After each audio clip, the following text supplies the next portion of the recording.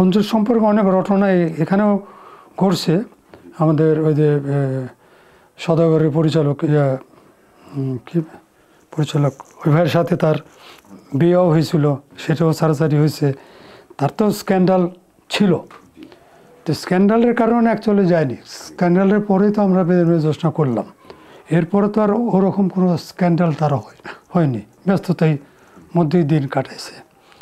তো এরপরে সে ওই ছবি বানালো, এটা নিয়ে গণ্ডগোল হলো, ব্যবসা হলো না, হ্যাঁ, এইসব কারণে উনি এদিকে ইন্ডিয়াতে বেদের মেয়ে দোষটা সুপারহিট নায়িকা, এই কারণেও সে দেখলো যে আমার এখানে ভালো ছবি যাচ্ছে না, আমি ইন্ডিয়াতে চলে যাই। তখন সে ইন্ডিয়াতে চলে গেল।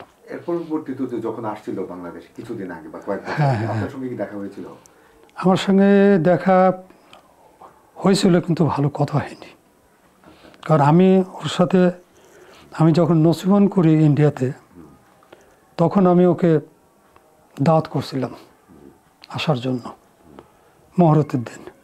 তো উনি রাগ করিয়ে হোক বা যে কারণে হোক উনি আসেনি। কলকাতার অনেক আর্টিস্ট আসছিল, কিন্তু অঞ্জু আসেনি। তো যার কারণে যখন বাংলাদেশে আসে আমি দেখা করেছিলাম, কিন্তু আমার সাথে ভালো কথা বলেনি।